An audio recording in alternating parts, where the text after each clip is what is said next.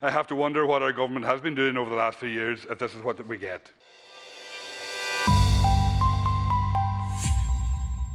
Minister, one very worrying part of the impact of the trade deal is the fiasco that we have seen this week in relation to the UK registered fishing vessels operating in Irish waters. How could the Department, Government and Department of Foreign Affairs in the 3 years since the Brexit deal not consider this issue? It has meant that fishermen have had to push and lobby to have a realistic operating procedure put in place. Indeed, with the announcement on Monday, the Minister has moved to allay some of the problems, but this is all that he could come up with, and this will run for a long time yet. When we consider that fishing and quotas were to the fore in every discussion about Brexit over the last 3 years, how is it that this situation has arisen? What other departments and situations could other problems arise?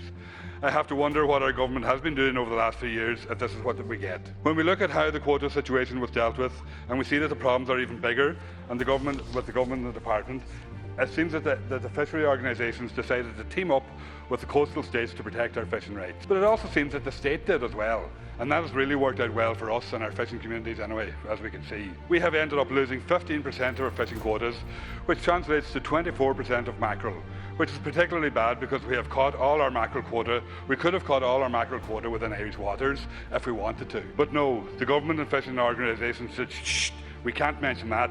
Look now where that has got us. At least if the government had the guts to say that we were going to sell fishing down the tubes to get other things, we might have had some respect for that stance. Or if our so-called partners had said, if you want us to support the Good Friday Agreement, we want your fishing to go, it might be explainable. But for the government to be constantly selling the line that we are all in this together is simply not the case. If you are serious now about that, you will announce today that you're going to push for a complete renegotiation of the Common Fisheries Policy, but I doubt very much that you're going to do that either.